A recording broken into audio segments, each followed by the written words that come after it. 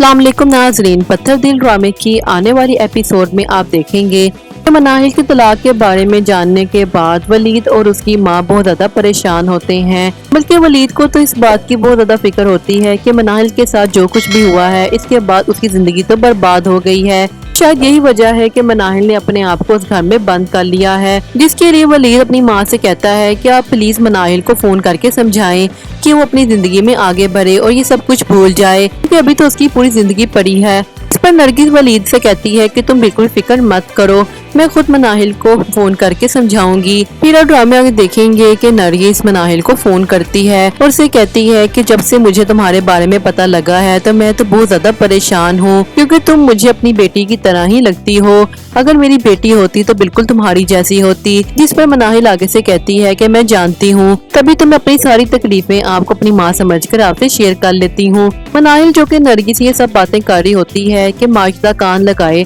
ये सब बातें सुन लेती है। और फिर जैसे ही नरगिस का फोन बंद होता है तो मनाहिल के कमरे में पहुंच जाती है और मनाहिल से कहती है कि तुम्हें बिल्कुल भी शर्म नहीं आती, घर की सारी बातें नरगिस को बताकर मेरा तमाशा लगा रही हो। जिस पर मनाहिल आगे से कहती है कि तमाशा तो आपने मेरी जिंदगी का बना दिया है, आपने मुझे खिलौना समझकर एक खिलौने की तरह अपने बेटे के सामने पेश कर दिया, लेकिन बस अब मैं बिल्कुल भी खामोश नहीं रहूंगी बल्कि अपने हक के लिए आवाज उठाऊंगी। मनाहिल की सारी बातें सुनकर नरगिस गुस्से से अपने कमरे में आ जाती है और फिर अपनी बेटी ज़ारा को फोन करके सब कुछ बताती है और कहती है कि इस मनाहिल ने तो मेरी जिंदगी अजाब बनाकर रख दी है। आज इसकी वजह से मुझे नरगिस और वलीद के सामने इतनी शर्मिंदगी उठानी पड़ी। जिस पर ज़ारा आगे से कहती है कि अम्मी मेरी बात माने या ना माने, जरूर वलीद का और मनाहिल का चक्कर चल रहा है, तभी तो मनाहिल ने ये सारा सच आपके मना करने के बावजूद उन लोगों को बता दिया और आपको बिना बताए नरगिस आंटी के राब्ते में भी है। जिस पर माजिदा आगे से कहती है कि नहीं, ऐसा नहीं हो सकता, कि वलीद को क्या जरूरत है इस तलाक याफ्ता लड़की से शादी करने की, उसे कोई लड़कियों की कमी तो नहीं है।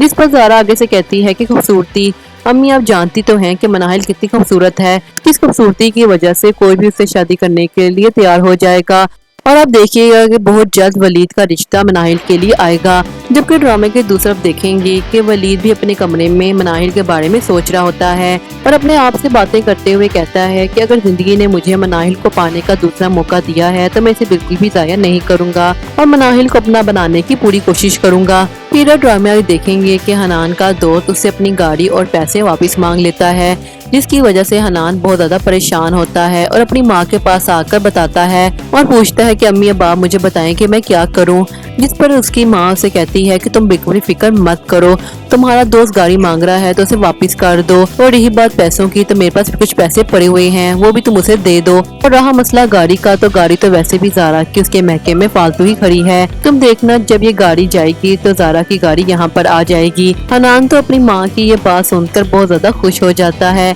और फिर अपनी माँ से कहता है कि अम्मी एक मसला और है, आपने तो उसे मेरी जॉबलेस होने का भी बता दिया है, अब अगर उसने मुझसे पूछा तो मैं क्या कहूँगा। जिस पर आरफा हनान से कहती है कि तुम उस बारे में भी बिल्कुल भी फिक्र मत करो, देखना तुम्हारी माँ ऐसा खेल खेलेगी कि ज़ारा तुम्हें खुद कारोबार करवा कर देगी।